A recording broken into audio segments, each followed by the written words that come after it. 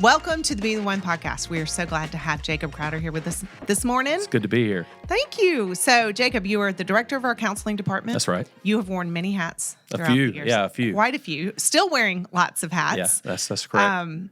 But I am just such a fan of what you do and the work you do here with our students, our faculty, our parents, and so I cannot wait to talk to you today. Absolutely. Yeah. All right, so let's start. How many years have you been here at Brookstone? Oh, wow. So I actually started working here while I was in college and then started teaching here in the fall of 2004. So this is either the 19th or 20th year. So we've been in around for a little while. I should say. Wow. So one of the things we're going to talk about today is the differences in generations, and you have probably seen that play out. Oh, absolutely. Every day. Yeah, it's really interesting to see how our student populations have changed over the years and just to kind of see the differing trends, and that's kind of a really popular thing to talk about right now is everybody wants to kind of talk about what is Generation Z going to be like. You hear lots of talk about millennials and sort of what those transitions look like. Right. A lot of us don't even know, like, where do those years start, right? Exactly. Yeah, exactly. Okay, let's start there. All right, so let's start with boomers. I mean, because you even said a term before we started recording that I'd never heard of. Right. So the earliest one that we have is the traditionalists. Traditionalists, never right? And heard those that. are pre-boomers. I don't have the years on those. And then we have the boomers, right? And then we have Generation X after that, and Generation X closes out somewhere in the neighborhood around 1980, and that's sort of the advent of the millennials. We call them Generation Y also. You might have heard that. Right. And so that ends up being the millennials, and that goes till about 1997-ish, somewhere in there. And then we start to see Generation Z that you're seeing in the news all the time now. And then there's another generation that we haven't started talking a lot about yet, but for us being a school, a large portion of our students fall into this new generation, and that's Generation Alpha. So we're kind of rolling around the alphabet there, and they kick in right around 2010. Okay. And those are born from 2010 to 2024. Okay. So we probably on our campus as parents, we probably have a parent base that is a mix of millennial Gen Xers, mostly millennial. Right? Yeah, I would say, well, or some Gen X. I would say there's probably. I don't have the exact data on it, but I would be willing to say that the majority of our high school parents are probably going to fall in that Gen X category, or if they're multi-generational. Right. But I would say we're getting a stronger number of millennial parents. You got to remember our millennial parents. That first year, those 1980 kids are all like 42, 43 years old. That's where we're at, right? Time goes quickly. Yeah. So, so let's talk about the kids that we have here on campus. We talk about it a lot collectively as an administration, as a faculty, what the pandemic has done to the world of education, but also what we're seeing now in our kids. Absolutely.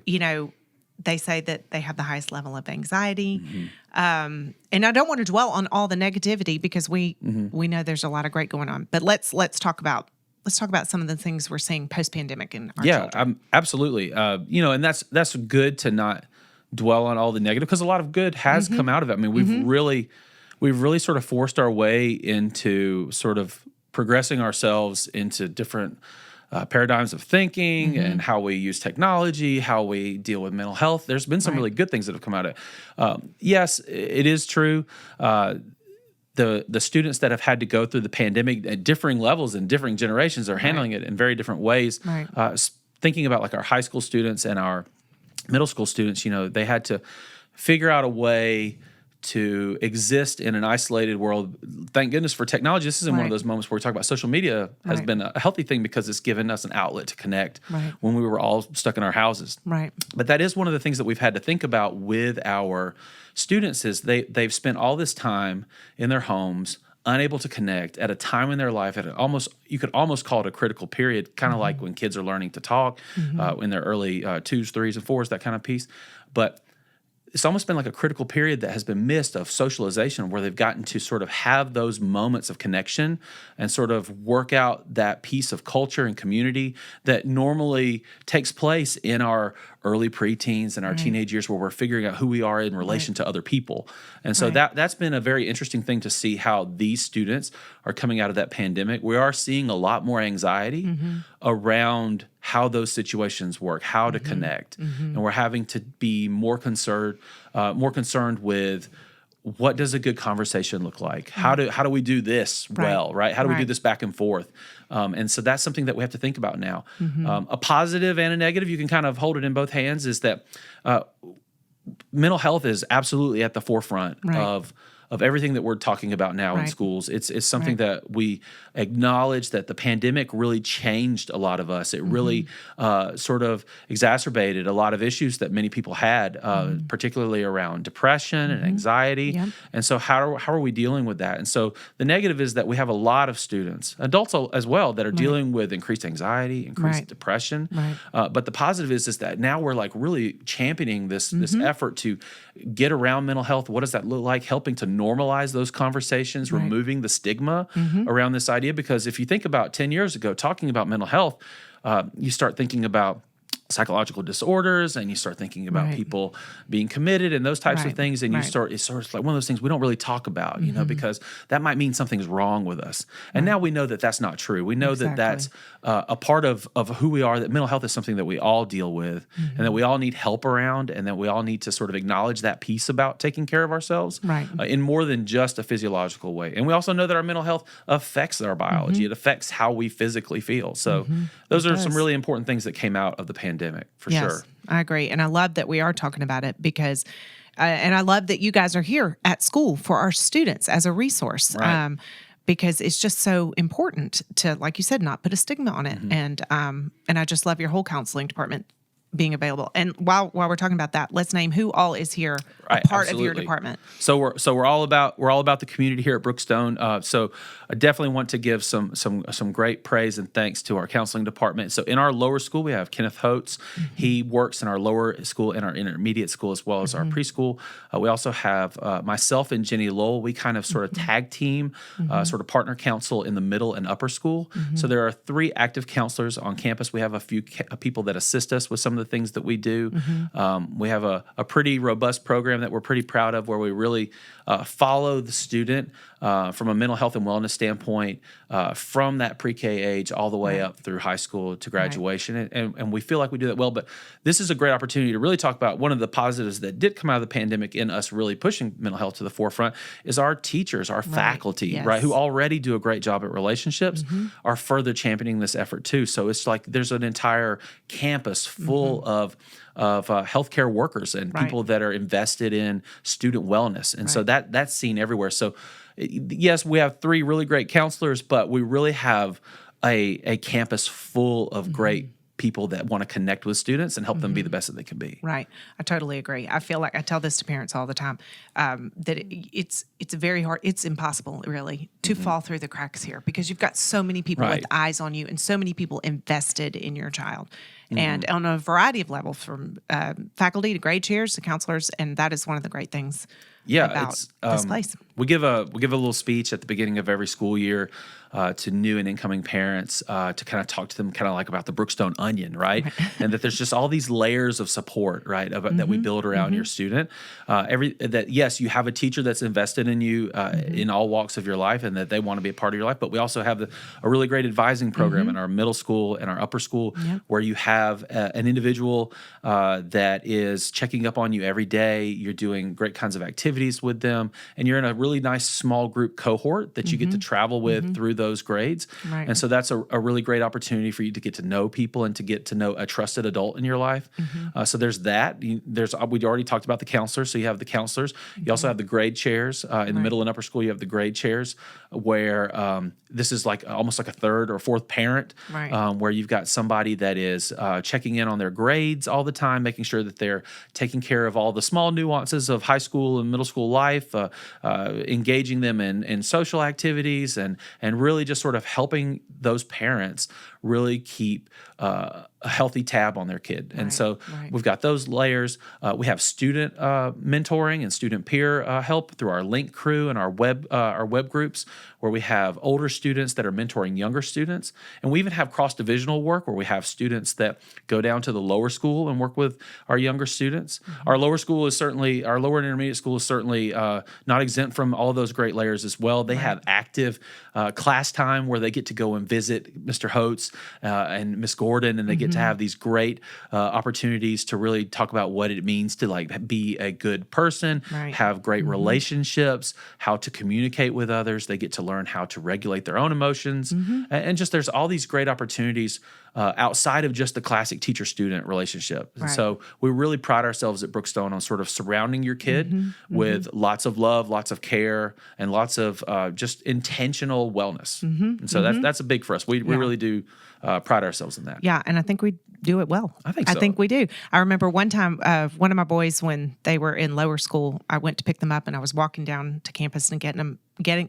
them, and something happened. I'm not sure, and I got an email or a text, and I just was frustrated at whatever situation had just occurred. And he looked at me and he said, "Mom, resilience, resilience." Isn't that awesome? And I was like, there you go. I was great. like, that is putting it into action. You're teaching me. So, absolutely. And I'm sure that they heard that word from Mr. Holtz as he reviews those themes with them, or he heard it from the teachers, or it was part of their morning meetings. If you've never heard of a morning meeting at Brookstone, it is a legendary thing that you should absolutely check out in the intermediate school. And then also, I would be so remiss if I didn't talk about Force Fridays. Oh, yeah. There are just so many great things that we do at Brookstone to really take care of the whole child. And I think that that's important. It is not just about math and writing and science. It is important, but we understand now, and that is a large part due to the pandemic, is that we know that that's so important. It is so important.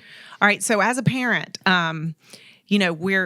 you are working actively in this area every day. But as a parent, what do I need to know about these generations that I might not know? Like that I need to know about Gen Z or Gen Alpha that might help me as a parent? Okay, older kid parents, listen up. We'll start with Gen Z, right? Remember, these are your kids that are born in 1997 to 2010 to 12, somewhere in that area. So a lot of your high school students, a few of your middle school kids. Gen Z is probably so far the most outside of Gen Alpha. They're the most inclusive group, and they're the largest group. Okay. So we have more of this is going to be the largest generation to date outside of Gen Alphas, who's going to eclipse them in a lot. Wow. This is a group that is very technology affluent. They are very normalized in using technology. They did have some transition into technology, because you got to remember this number goes all the way back to 1997. So this is pre-smartphone, right? This is iPod style generation. Right. So we had a few of those single button pushers, and so they've had to adapt to it a little bit more. A lot of us millennials, we like to think that we were the ones that really paved the way in technology, but they probably did a fair amount as well. So your Gen Z, because of that really that strong familiarity with not only technology, but also they're the group that has really pioneered this idea of live streaming, of content generation, of being able to achieve all from their bedroom. Wow. Think about this. If you're a parent out there listening to this, think about how you had to go through life to get to where you were. Like, so you went to school, you came up with something that was interesting to you, you went to college, hopefully, or you went to trade school, and then you went out there and you learned from somebody, you put your time in and you worked through those different phases of developing your career. And at the end of it, hopefully you feel pretty confident about what you've done, right? Well, the path, the game board's very different for Gen Z, especially, because all of that can take place in their bedroom. It's just crazy. They have access to the world. This is the first generation that I'm going to try to see if I can get this right, that can create, try, fail, publish, and learn all from their bedroom. They can do all of these things. They don't need an application acceptance. Nope. They don't need permission. They can just learn. We were just setting up for this podcast, and our wonderful Gen Z producer Bennett Counts, who's just one of the most amazing people on the planet, agree 100%. Needed to check some sort of audio thing to make sure that we sounded remotely okay. And what did he do? He popped right into YouTube for a quick tutorial on the thing that he was missing, and there he was. He got it squared away, and here we are. There you go. And that's what Gen Z can do, is they can get in there and they can learn something immediately. They have it right at their fingertips, and then they can produce immediately. They don't have to wait until 10 years into a career to be able to develop something that's worthy of the world. And so that's something really important to remember, parents, is that your kids are equipped to contribute very early. And so that brings new challenges for us as parents. How do we monitor that? How do we equip our children? How do we? That's the big question. Because the first thing we thought, you'd mentioned this before the podcast even started, was I gave my child the internet, and then you said, I'm worried about how do I protect them, right? Right. And I think that's a natural thing for us as parents to think about is like, how do we protect our kids? But also, how do we equip them? How do we help them run with this? Right, exactly. You know? I know, because I think about that all the time. And people will say, I'm so glad we didn't have this technology when I was growing up. What would we have done? But, our kids were born in this generation for a reason. And so we have to equip them to be able to handle it and to use it in the right, most effective way. Yeah. So help us with that. Absolutely. I will allow me to give you all the answers. No. We'll definitely give you some things to think about, just some thoughts and suggestions. I'm all about using great information. Yes. The first thing I'm going to suggest to parents is to get out there and use the tools that your students are using. Embrace YouTube. Embrace the different social media apps. Find out what they're using. Learn how to use them yourselves. Don't be afraid to encounter those apps. We get so scared because we're worried about what can happen on the app because those apps come and go really fast. Right. More than we're comfortable with. Right. We feel like we learn one and then another one comes. Right. But well, you even mentioned two I'd never even heard of. Like I've never even heard of Twitch. Yeah. Twitch and Discord. What is it? And Discord. Yes, absolutely. Here I am thinking I'm savvy. I am not. Yeah. So. And those are just two different types of communication apps. One's for streaming, and one's sort of like a glorified kind of chat app, and they're just ways for us to connect. And that's one thing that's unique about Gen Z. So like when we used to connect, right, we would connect far more outwardly. So when we were encountering the internet, right, it was all about going out and sort of being a part of these greater, larger networks, right? So that's why our generation, millennials and Gen Xers and all them, they just love Facebook. But Gen Zers and Gen Alphas, they want nothing to do with Facebook, right? They see no value in it at all. They crave a more inward community, right? So they absolutely want community, but they crave a more focused and inward community in sort of a digital frame. We think of that in terms of our actual person-to-person relationships, our friends that we get together with for coffee or things like that. In their world, it's a very normalized thing for us to have like 20 to 40 friends that we gather in this environment like Twitch or Discord and communicate in that way. That they're the group chat generation, and that's how they connect. It's very their emotions and responses to each other are very binary. They're very good with sort of like this type of stylized thinking where everything is sort of in response to something. Like what is my direct emotion regarding something, or how do I relate to something? And that's a much more quicker thing. Those longer, nuanced conversations, right, are things that they admit that they need help with, that they want to further learn to develop. That's something we as a parent can do, is we can sort of help them to learn to have those nuanced conversations. Because you still have to be able to do that. Yes, you absolutely still have to be able to do that. And Gen Z actually says that they want to know how to do those things. They're actually they understand that those types of person-to-person environments are things that they need to continue to work to master. Right. Another thing just to think about with what you can know as a parent. When you're dealing with so I was talking about seeking out information. Yeah. Go on YouTube, find a TED Talk, find information that will give you that will inform you on what your child is doing. Yeah. How you can communicate with them the same way that they're learning on the fly. You can learn on the fly. Yeah. So I would just encourage you to always have a sort of like an emphasis on relearning yourself. Right. Okay. There you go. Growth mindset. Yeah, absolutely. Always and forever.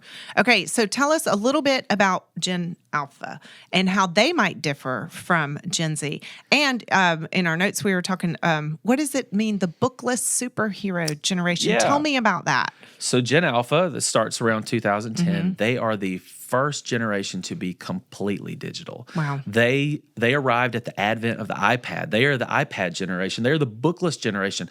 No one in Gen Alpha, or the majority of students in Gen Alpha, probably encountered school without a textbook. Wow. You think about that, right? Even Gen Z at some point, most of the time, probably encountered textbooks most of the time. Now there'll probably be some places where they still use them, but it is a normative experience to be in a sort of bookless environment and a learning environment. Wow. They learn through a tablet more than they learn through flipping the pages of a book. But there's some really cool things about them. Yeah. They are the most environmentally conscious of all the generations to this point. In fact, the sort of predictions right now are that they are going to seek jobs with an emphasis on, does this career help the environment that I'm around? And not just the environment as in the physical environment, but am I helping socially? Am I helping in a community? They're very concerned about their impact around them. And so that's a really promising thing to think about with our littles, you know. I love that. Technology is not a thought for them. It's just part of their daily life. That is just their world. Absolutely. That's awesome. So, and of course, this is the newest generation, if you will. So we'll see how it changes. Yeah, absolutely. I mean, how long do we expect this generation to last if we're going with actual years? They say that they'll end somewhere around 2024, that's when the next generation will pop in. Gosh, this next year. Yeah, so Gen Alpha's already on the way out in terms of births. They've still got a few if you're wanting to get in on Gen Alpha, there's still time.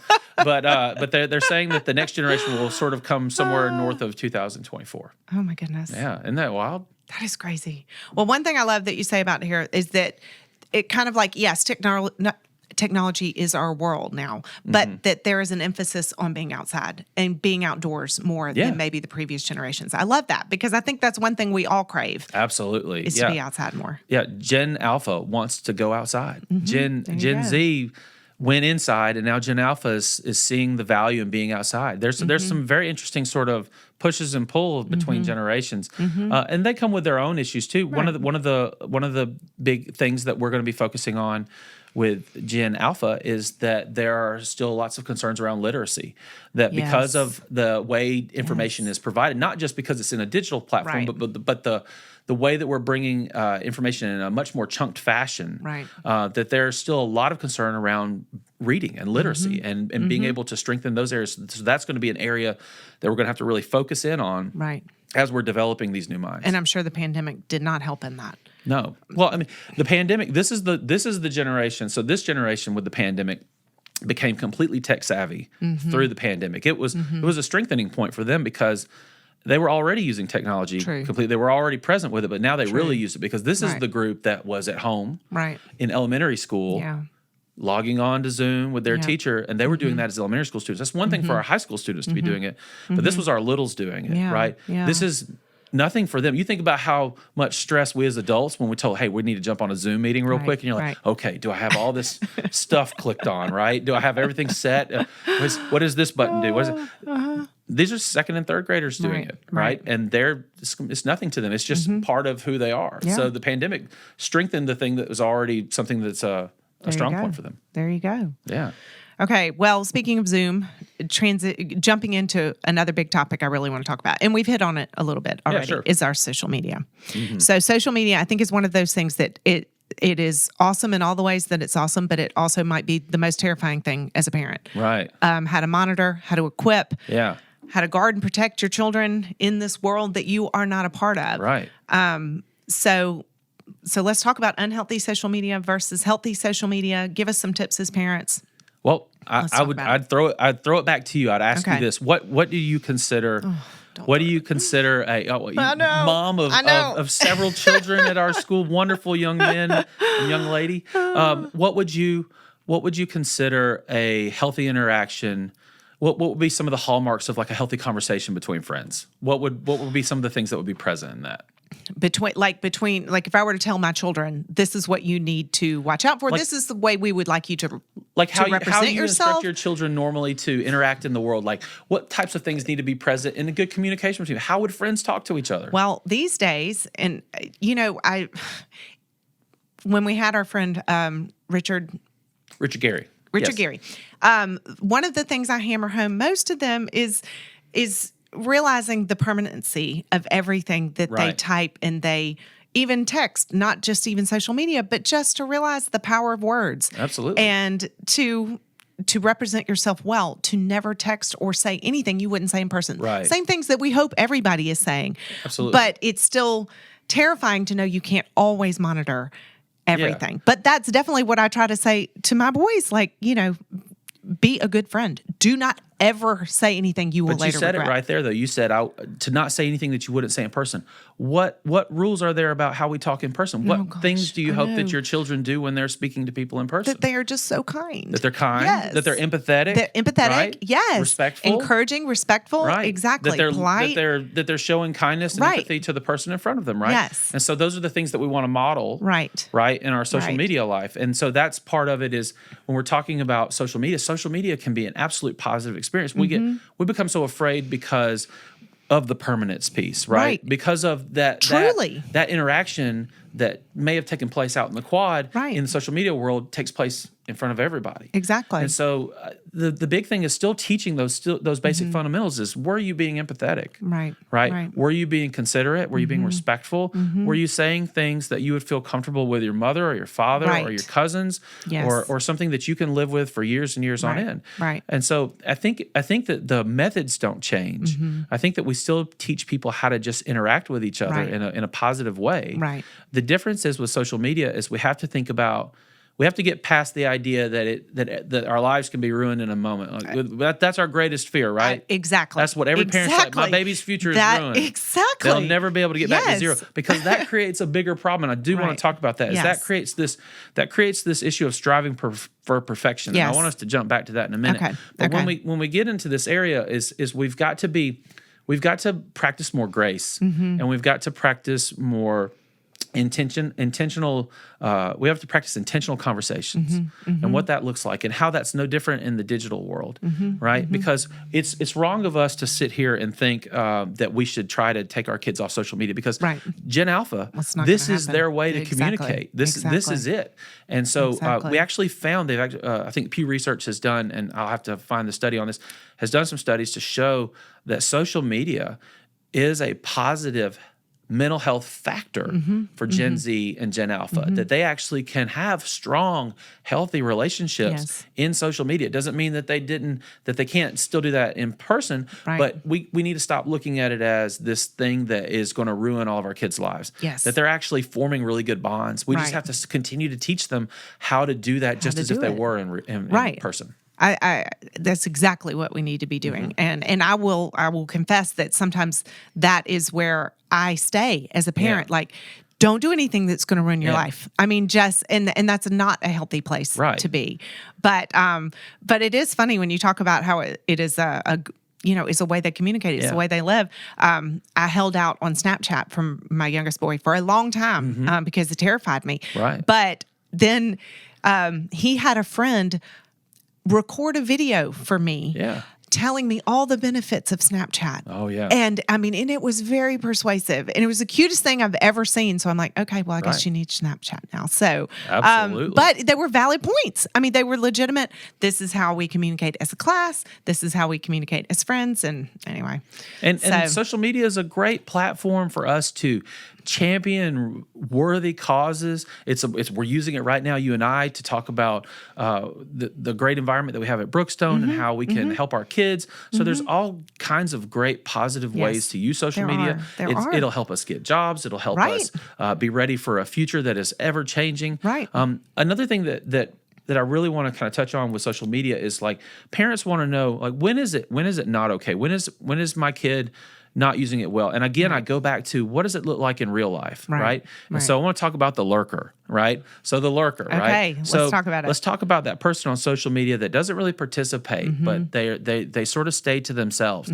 We're going through people's profiles, right? We're going through people's stories, and we're just casually observing, right? We all have this voyeuristic nature inside of us. But when we lean into that and not into community, that's when we start to have problems. Just like in a real conversation or a real world, you wouldn't be sort of hanging around, kind of peeking around the corner at the other people having the conversation. We would say, "Hey, what are you doing? That's strange, right?" Well, it's the same in social media. When we isolate ourselves in social media, that's when problems seem to crop up. We talk about that with poor body image with students who see all of these really perfect profiles, because what do we post? We post our fantastic vacation. We post our post-gym photos. We post that great slice of cheesecake that we had, and it's this best life that's coming through, this constant feed of, like, the best. And when we get into sort of an individual isolated place in viewing that, we can have these really negative connotations on our life, because we know in the real world, lives are messy, right? They're not perfect. They're far from perfect. And we can get this false sense that someone else is living a perfect life and we're not. And that's where we can get in trouble with leading to depression. So encouraging your kids to be active users of social media in a positive way, like they would in a normal conversation, and not just to isolate themselves to just constantly going down the rabbit hole, Right. and just going feed after feed after feed, and just saying and comparing. We want Right. to teach our kids to not compare, Right. just like we teach them in the real world. We Yes. say, hey, don't worry about what this person's doing. Worry Right. about what you're doing. Let's Right. worry about what your life is about, Right. and that's an important conversation to have. I love that. And I've actually never thought about it that way, but I really do like that. Do you see that in our kids? Do you see kids struggling with comparison leading to like poor self-esteem? Do you see that? Every day, Every all day. the time, and we're guilty of it as adults Well, too. And that's exactly, I know. it's an issue that we need to address as a people. And this can kind of lead into that talk about perfection is our generations, that Generation X and the millennials and even the boomers before. What's our goal is always right. We want everybody says that we want to do better. We want our kids to do better than us. Right, We want to right. provide a better life for them. We want Right. them to have the things we didn't have. Right. We want them to not experience the pains that we experience. Exactly. Right? And so we're trying to create this utopian society for them. And we're actually sort of cheating them out of this life that is not perfect, that is full of messy moments and failures. Right. And we're trying our hardest to eliminate any hard moment for our child. Right. Right. And we want to take away any and all pain. We want to Right. make sure that every kid gets felt and heard and that they never experience a scraped knee in their life. And what we end up doing is we end up taking those moments of learning away from our kids and we give them the perception that for everything to be okay, everything must be perfect. Right. Right. That a bad weather day is even a Right. thing, that should be something that we could control, and it's not. Right. So what do we do about that? Because I feel like in some ways, maybe that's a response to what happens out there in the world, that it seems like people's lives can be ruined instantaneously. Where is the grace? How do we get the grace back so that we can say, you did mess up, but you can go on? Oh wow, we all need to do that. We all need to practice more grace, and we throw it's such a fun buzzword to say, even though it's been around forever. This idea of what grace is, and grace is simply nothing more than giving forgiveness where none is deserved, Yep. and that is simply all it is. That is Yep. simply is allowing people to be people, and to not hold them and hold their faults against them, and to Right. allow them to try and move forward. And we Right. need to do that with our kids. Well, we need to do that with do. ourselves. We do. Right? We need to Yes. accept that failure can be very positive, Yep. that we can learn from it. We also need Right. to take the time to help our kids learn from those Right. moments. And yes, we want to protect them. We want to give them the best opportunities to succeed, but we also need to let them have the opportunities to learn those lessons Right. on their own. Right. And yeah, sometimes they can be hard. Sometimes it can be painful. Sometimes as a parent, you say, I didn't plan for this. Right. I wasn't expecting this to happen. So what do? Do you just stop? No. And the No. answer is no. But that's the problem, though. Right. That's what our kids are starting to think is that, oh, I messed up. Well, I guess it's game over because Right. I can never get to this perfect, Right. idealized Right. future that I'm supposed to have, that I've Right. been waiting for years and years and Right. years. And so we have do to that. talk with our kids about that when we have our mistakes, when we have our moments. It does not mean that the game is over. Right. It Right. just means that we are starting fresh. Right. We've got Right. save points. For Right. all of you gamers out there, we've got save points. You don't have to go back to the start. Right. You can just continue on. Time is a very amazing thing. We Right. can move forward with things. Right. The Right. thing that was so terrible today will not be so terrible Right. in a week or a Right. month or a year. Right. And it's amazing if you look at history. The majority of the greatest people who've had the greatest impacts on our societies have been people who have made colossal failures. We talk about how many times the light bulb had to be tried before it was actually invented. We can talk about any number of things, how many things were failed at, and it's just really impressive to think about that. And often we should think about greatness and we should think about success as a march of the unqualified. There's so many people that Love that. if you talk to them individually, they would tell you they had no business being successful, or they had no business, they had no idea that they were going to be this successful. And it was through work, it was through learning from those failures, through being willing to have them. Right. Is the other things. Right. We can't be afraid to have them. When a student makes a bad grade on a test, or when a student doesn't get into the college that they want, it is not the end. Right. There is so much more out there. And Right. what we as parents need to do is we need to have those conversations daily. the thing that I sort of sing every time I get an opportunity in front of parents is I had a great mentor who was the director of our extended day, Isabella Warren, and when she was teaching me to be a teacher, we used to end every meeting with a question she would ask me as I walked off. She would say, "Jacob, how many times do you have to tell a teenager something?" And I would say, "How many?" And she would say, "The answer is always one more time, one more." And I love that. absolutely. Tell your kids one more time. Tell them you love them one more time. Yeah. Ask them what they're doing one more time. Yep. Keep talking. Have conversations everywhere. talking. The car is a great place for a captive audience. When you're Yes. taking them somewhere, turn the music down, ask them to put their phone down, and ask them some questions. Talk to them. And also shared empathy and shared humility. Yes. Our kids want to know that we're not perfect. Yes. And they want to know that we struggled and that it was okay that we struggled so that when they struggle, they can tell us about it. Be honest with your kids. Be authentic with them. Teenagers are the largest in authenticity meters in the world. There's a better way to say that out there in the public, but I'm just telling you, they know when we're not being truthful. They can sense it. Be authentic with your kids. Well, I love it, and that's one thing. Modeling that is easier said than done sometimes, but it does take humility on the part of the parent. On the part of the parent, it's just to be able to be vulnerable and let your kid know, "I messed up. I need your forgiveness. I am so sorry I reacted that way." Absolutely. We're all just trying to figure it out, right? We are. None of us We are perfect. No. Our kids think that we just figured it all out, and we didn't. And some of us are like, "How did we get here?" Right. And, Right. I know. Okay, so let's talk about some things that we've already kind of touched on, but like some tips on communication with your children. All absolutely. right. What is some advice you might give on how to get your kid to listen to you? All right. Well, you can't talk to your kid if you aren't modeling the thing that you're asking for them from. Yes. True. If you don't listen to your child, you can't expect them to listen to you. Yes. It doesn't mean that you're not the adult. It doesn't mean that you're not in charge. But you have to be willing to model the thing that you want from them. Yeah. It's so hard when your kid is trying to tell you about something and you're busy doing a million things, just trying to keep it together because this life is hard. I know. Right? I know.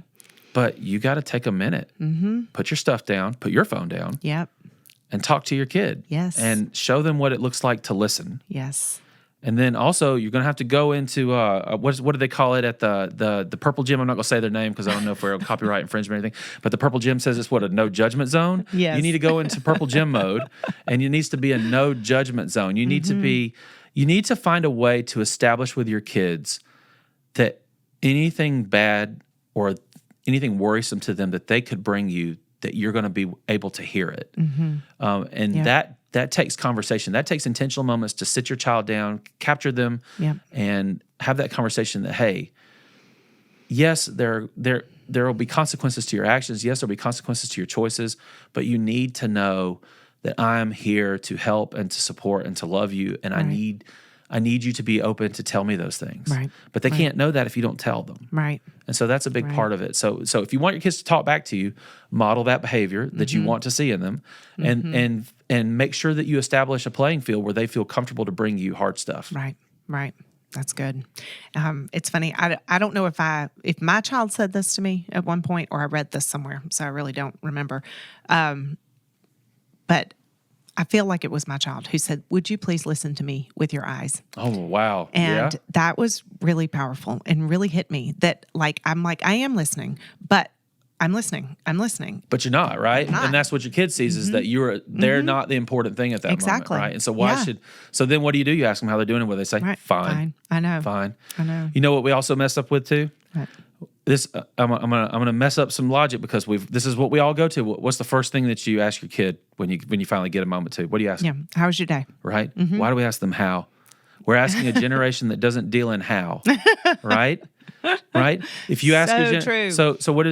when you see Generation Z and Generation Alpha talk, they talk through emojis, they talk through visuals, they talk through ups and downs, likes and not likes, seen and not seen. So we ask them to define the day. We ask them I like that. We ask them to explain everything, and then they can't. that. They go, fine. They gave you the reaction. Yeah. But you didn't ask the right question. There you go. You asked them to paint this great big picture of the day, and that's not how they communicate. Right. And also, what is that such a general throwaway question? How was your day? Right, I know. Ask them about their day. Talk to them about the things that you know. And if you don't know, find out. Figure out what's going on with them and have those conversations, revisit them. Don't just make it a one conversation moment at the dinner table or in transition. Right. Talk to them about it and then share something about you. I always say in my counseling office that I don't feel comfortable asking of a student to give me something really deep and personal and sensitive if I'm not willing to give that back to them. I don't always have a story that matches with theirs, but if I can offer something to give some sort of collaboration in this, that you're not in this alone. This isn't something that just exists with you. Goes back to that authenticity piece with parents. Right. Give a little of yourself. Yeah. Maybe you didn't enjoy Spanish class, or maybe you didn't enjoy, which by the way, Spanish class is great here. But maybe you didn't enjoy a certain course of study, and it's just great for them to hear that you're like them. Yeah, exactly. And that you were a teenager once. I know. Right? I know. So let's talk about some of the ways we support our students. We've talked about the advisors and the grade chairs. Right. But we bring a lot of education into outside education. Oh, yeah. So let's talk about some of the things we bring in outside for our students and for our parents. So we really work hard to curate, and we use that word, to curate experiences for our students that we feel are best provided by people other than us. We feel like they need to hear other voices outside of this community talking about the best ways to live and to communicate and to have community. That changes each year based on kind of like the needs that we feel. We work really hard as a counseling department and as an administrative staff and as a faculty as a whole. Like everyone's bought into this process of what are the needs of our students? What are the things that we feel are important? Like right now it was really obvious that we need to address a lot of this mental health stuff that is coming out of the pandemic with depression and anxiety. We need to talk about positive ways to use social media and what to look for and how to protect themselves and equip themselves, because we can't do it all the time. Right. And because you as a parent can't do it all the time, then we've got to give them the tools. Right. And so those are the kind of things that we focused on this year, and we had a variety of different guests. You talked about Richard Gary earlier, who's a nationally renowned speaker who talks about the concept of public and permanent. Yes, and he came and spoke to our students about this idea of their very public and very permanent digital footprint and what that looks like and how to be digitally responsible. Right. And talking about the great ways that you can use it, and he really sort of hones in on this idea that it's a tool, right, and that it's a great tool that we can use, but we have to be thoughtful about how we use it, and we have to be willing to be intentional with its usage, and we have to be willing to regulate our emotion around its usage. And so that was really interesting to talk about. We also understand that the world's ever changing with all of these new technologies. The game board changes, the rules change, that there's a lot of different things to think about that yes, there are some dark alleys in the digital world, and we want them to be prepared to think about how to avoid those dark alleys. Just like in any city, there's some places that you shouldn't go late at night or on your own. Yeah. And so we want to make sure that they have those tools for themselves in the digital world as well. We had Noel Thomas, who runs Zero Trafficking.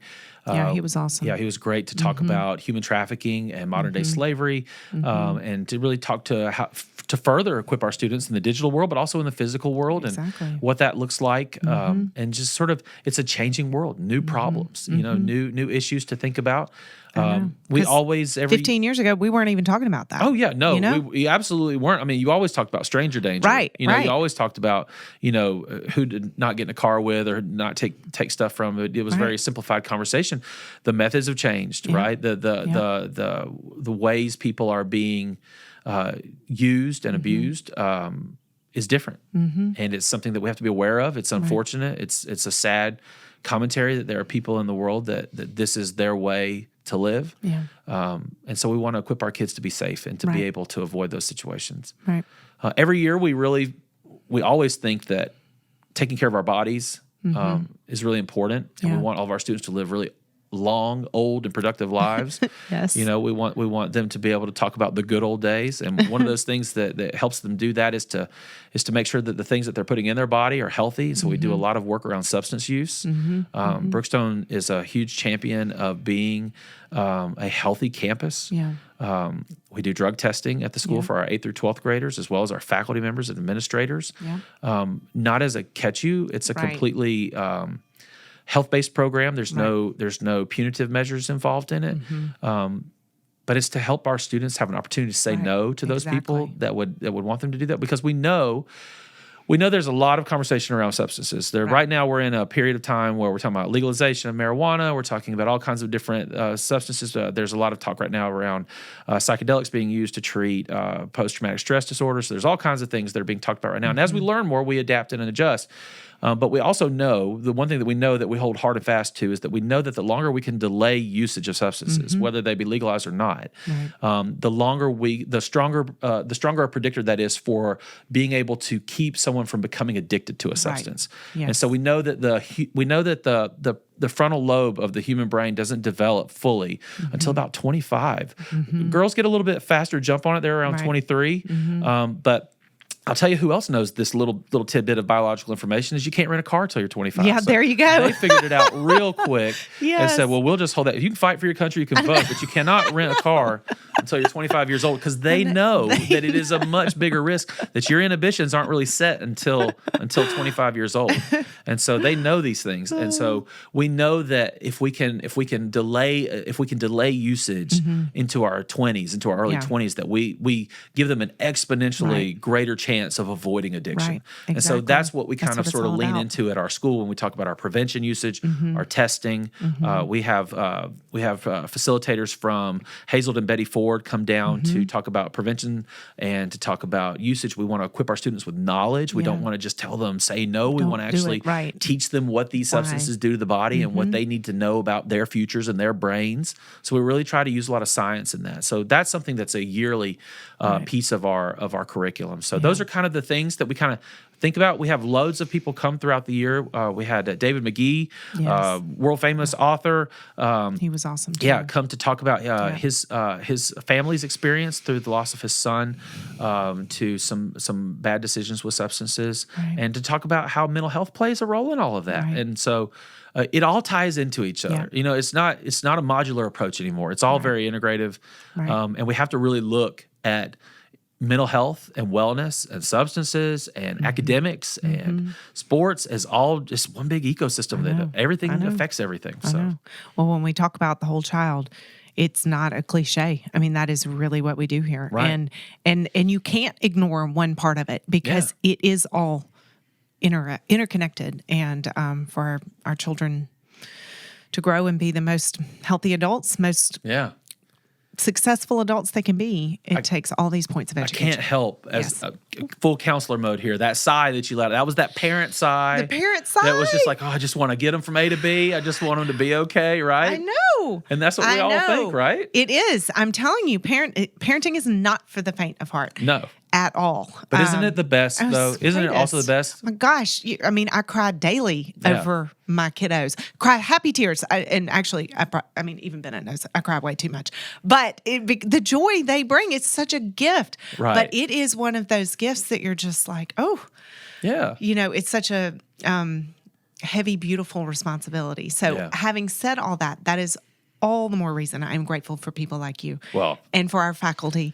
And for our coaches who pour into our children, because, like you said, they need to hear it from other people, not just you.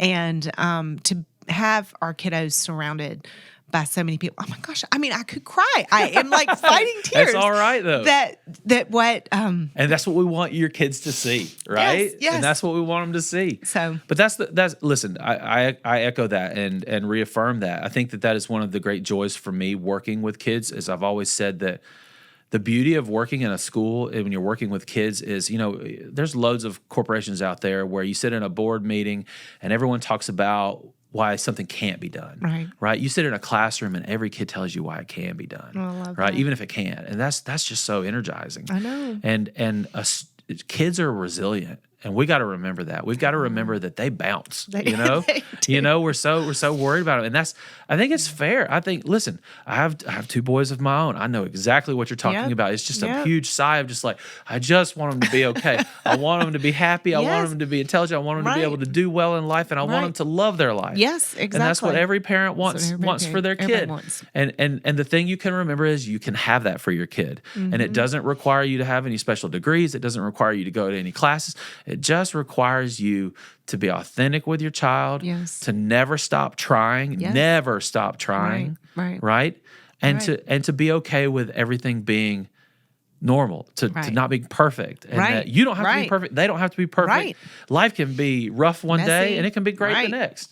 You know, exactly. But we're all in it together. Yes, we are, and I appreciate the compliment, but Brookstone really is a special place, and I'm not just carrying the banner here, but having been someone who's worked here for almost 20 years, I will gladly say that I really do feel that this place from top to bottom, and not just teachers and not just admin, but even all the employees. Listen, our grounds crew, our supplementary employees, our community coaches, all the people, even the people that don't spend their full day here, are bought into this mission, which is to help these students do the best that they can, to leave this place and go be the best that they can. Wholeheartedly and that's what's energizing about this place. I agree. It's a good time. It's a good place. It's a fun pod. This is the best. We're having a good time. We are having got a producer over here on the side. Loving this. This is great. Oh, well, can you think of anything else as we're wrapping up that you want to share? Yeah, you should check out every following episode of this podcast. They're only gonna keep on improving. It's just gonna keep getting better. This is great. Be the one. You know. No, this is just I would just say that we're thankful to. I'd like to tell our parents thank you.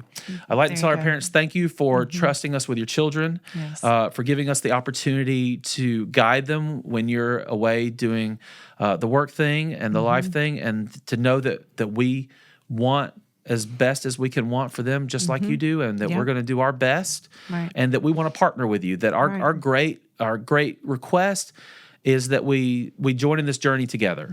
We need you in this as well, and we covet your involvement, your input. You know, we acknowledge that this is a family, this is a tribe. We grow together. And I think that's kind of what the plan is. I think so too. Yeah. So thank you so much for being here. That was fun. I mean, I feel like we could keep talking. So that must mean you have to come back for another episode. We can do another. We can talk about other things. We can go down because we got a lot of things we just kind of touched on, but we can go deeper. This was fun. This was a great time. This was fun. So thank you for coming. All right. Thank you.